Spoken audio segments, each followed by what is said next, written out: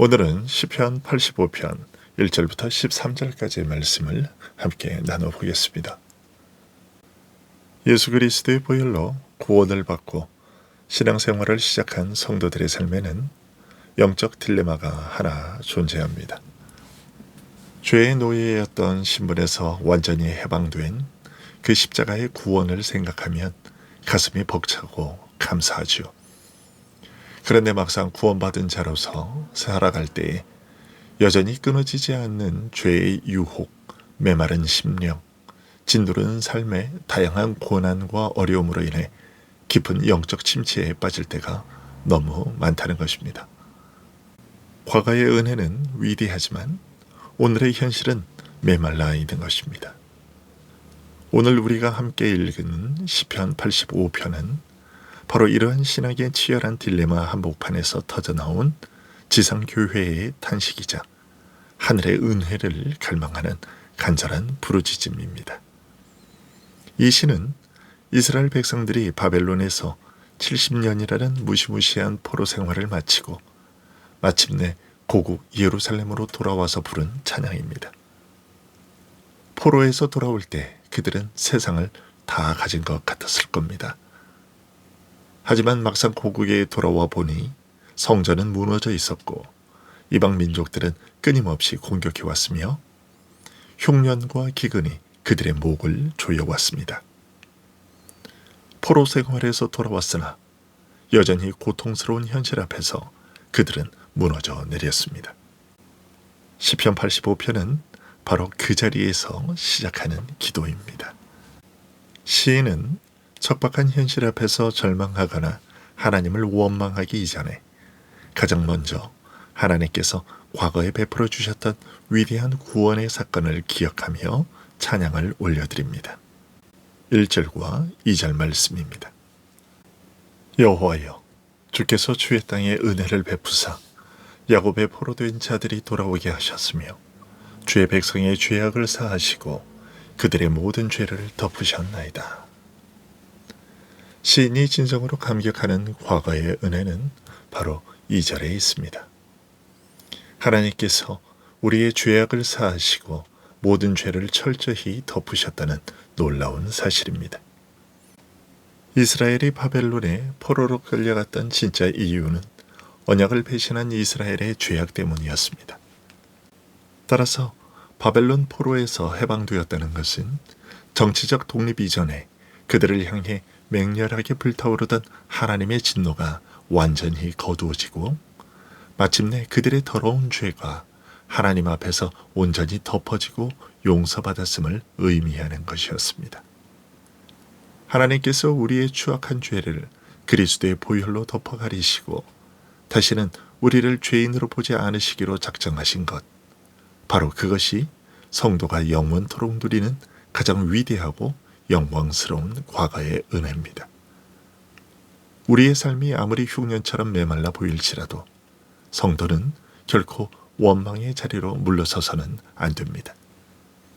영원한 사망의 형벌에서 건짐을 받고 내 모든 죄가 십자가에서 덮어졌다는 이 구원의 감격 하나만으로도 우리는 평생 주님을 찬송하기에 부족함이 없는 존귀한 자들임을 굳게 믿어야 하겠습니다.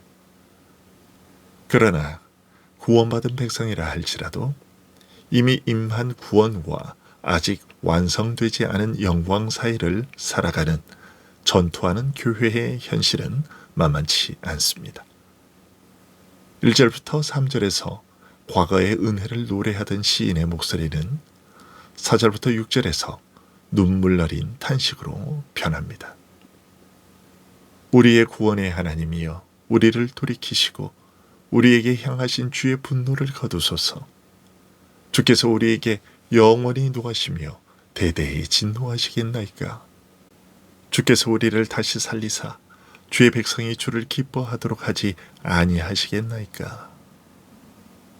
이스라엘은 바벨론에서 돌아왔지만 안타깝게도 타락한 본성을 완전히 버리지 못하고 또다시 하나님을 슬프시게 했습니다. 그 결과 땅에는 기근이 들었고 하늘의 문은 닫히는 징계가 임했습니다. 오늘 우리도 마찬가지입니다. 예수 그리스도를 믿고 죄 사함을 받았음에도 불구하고 수없이 유혹에 넘어지고 십자가의 은혜를 잊어버린 채 영적인 침체에 빠집니다. 은혜가 말라버린 굳은 심령으로 예배의 자리에 앉아있는 우리의 모습이 바로 오늘 본문의 이스라엘과 같습니다. 이 메마른 현실 속에서 성도가 구해야 할 유일한 해답이 바로 6절의 부흥입니다. 우리를 다시 살리사라는 말이 바로 성경이 말하는 부흥의 정확한 의미입니다. 부흥은 죽어있던 영혼, 굳어져 버린 심령이 성령의 은혜로 말미암아 다시 호흡하기 시작하는 것입니다.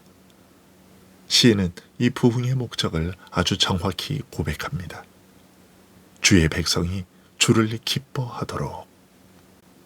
부흥은 처참한 환경은 그대로일지라도 죽어있던 내 영혼이 십자가의 은혜로 다시 살아나서 여호와 하나님 그분 한 분만으로 인하여 다시 기뻐 뛰게 되는 것입니다. 메마른 현실 속에서 참된 부흥을 갈망하던 시인은 이제 7절에서 영적인 태도를 전환합니다. 여호와여, 주의 인자하심을 우리에게 보이시며 주의 구원을 우리에게 주소서. 여기서 인자하심은 하나님의 언약적 사랑인 헤세드입니다. 우리의 어떠한 공로나 자격이 아니라 오직 택하신 백성을 끝까지 포기하지 않으시는 하나님의 신실하신 언약적 사랑에만 온전히 기대어 구원을 호소하는 것입니다. 이러한 절대적 의존 속에서 시인은 8절을 통해 성도가 취해야 할 가장 중요한 영적 결단을 내립니다. 내가 하나님 여호와께서 하실 말씀을 드리리니 무릇 그의 백성, 그의 성도들에게 화평을 말씀하실 것이라. 그들은 다시 어리석은 대로 돌아가지 말지로다. 메마르고 고통스러운 현실 앞에서 성도가 가장 먼저 해야 할 일은 무엇일까요? 오직 하나님 여호와께서 하실 말씀을 듣는 것입니다. 참된 부흥과 영적 회복은 하늘로부터 선포되는 언약의 말씀에 내 귀와 영혼을 활짝 열어젖힐 때 비로소 시작됩니다. 하나님은 당신의 말씀을 듣기 위해 엎드린 백성들에게 세상이 줄 수 없는 하늘의 화평을 약속하십니다. 그러나 성경은 이 은혜로운 약속과 함께 지엄한 성화의 명령을 덧붙입니다. 그들은 다시 어리석은 대로 돌아가지 말지로다. 과거에 죄악된 습관, 세상과 타협하던 영적 나태함으로 다시는 돌아가지 말라는 준엄한 경고입니다. 화평의 말씀을 들은 자는 피 흘리기까지 죄와 싸우며 거룩한 길을 걸어가는 삶의 돌이킴이 반드시 동반되어야 합니다. 이렇게 말씀을 듣고 어리석은 길에서 돌이켜 여호와를 경외하는 자들에게 오늘 본문은 9절을 통해 엄청난 구속사의 비전을 선포합니다. 진실로 그의 구원이 그를 경외하는 자에게 가까우니 영광이 우리 땅에 머무르리이다. 영광이 우리 땅에 머무르리이다. 이것은 성막과 성전 지성소에 찬란하게 임재했던 하나님의 영광을 가리킵니다. 그렇다면 신약 시대를 살아가는 우리에게 우리 땅에 머무는 이 하나님의 영광의 실체는 과연 무엇일까요? 요한복음 1장 14절이 이렇게 답합니다. 말씀이 육신이 되어 우리 가운데 거하심에 우리가 그의 영광을 보니 아버지의 독생자의 영광이요 은혜와 진리가 충만하더라. 우리 땅에 머무는 하나님의 영광의 궁극적인 실체는 바로 우리를 위해 이 땅의 성막이 되어 찾아오신 분 예수 그리스도 그분이십니다. 우리의 심령이 말씀을 듣고 어리석은 죄에서 돌이킬 때 우리의 메마른 삶의 자리와 적박한 현실 한복판에 예수 그리스도의 찬란한 영광이 충만하게 머물게 되는 것입니다. 하나님께 영적인 부흥과 회복을 간절히 구하던 시인은 이제 성령의 깊은 감동 속에서 장차 하나님께서 자기 백성에게 베푸실 완전하고도 영광스러운 구원의 절정을 환상처럼 바라보게 됩니다. 10절을 보겠습니다. 인애와 진리가 같이 만나고 의와 화평이 서로 입맞추었으며. 이 짧은 한 구절 안에 기독교 복음의 모든 신비가 담겨 있습니다. 하나님 앞에는 절대 스스로 타협할 수 없는 두 가지 엄유한 속성이 존재합니다. 하나는 진리와 공의입니다. 죄에 대하여 반드시 진노하시며 죄의 삭신 사망을 엄격하게 요구합니다. 또 다른 속성은 인애와 화평입니다. 언약 백성을 긍휼히 여기사 죄악에서 건져내시려는 뜨거운 사랑입니다. 인간의 논리로는 이 둘이 절대로 만날 수 없습니다. 공의의 칼날을 휘두르자니 택하신 백성이 다 지옥에 가야 하고, 사랑으로 용서하자니 하나님의 거룩한 공의의 법이 무너집니다.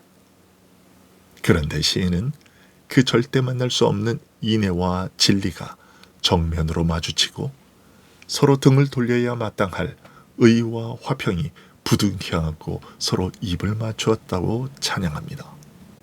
도대체 우주 역사상 어디에서 이 거룩한 기적이 일어났습니까? 바로 갈보리 언덕의 십자가입니다. 하나님은 우리를 향한 공의의 칼날을 취소하지 않으셨습니다. 그 형벌의 칼을 죄인인 우리가 아니라 당신의 독생자 예수 그리스도의 심장에 꽂으셨습니다. 십자가에서 하나님의 공의와 진리가 100% 완전하게 만족되었고, 그 대속을 통하여 우리에게 하나님의 끝없는 인애와 화평이 쏟아졌습니다. 이 십자가의 화목을 통해 11절의 말씀처럼 땅과 하늘이 완벽한 화해를 이루게 된 것입니다. 십자가에서 일어난 이 기가 막힌 은혜, 공의와 사랑이 입맞추는 구원의 신비를 깨달은 성도의 삶은 어떻게 변화되어야 하겠습니까? 13절이 그 결론을 선명하게 보여줍니다.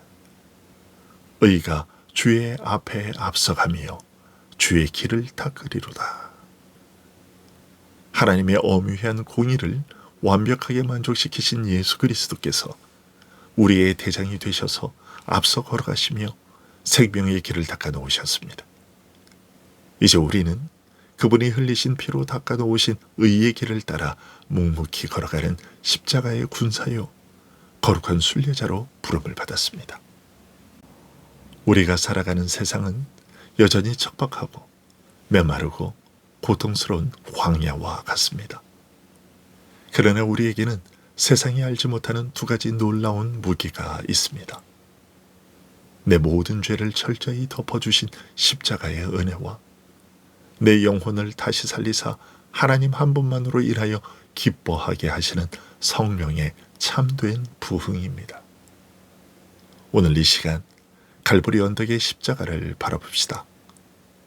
그곳에 나의 죄를 향한 철저한 공의의 심판과 나를 향한 뜨거운 하나님의 사랑이 함께 입맞추고 있습니다. 이 십자가의 은혜를 심장 깊이 새기고 메마른 삶의 자리로 당당히 나아가 하나님의 인애와 진리를 삶으로 증명해내는 영광스러운 십자가의 순례자들이 될 수 있기를 소원합니다. 인자와 진리가 만나고 의와 화평이 서로 입맞추었습니다. 그 만남의 자리가 십자가입니다. 기도하겠습니다.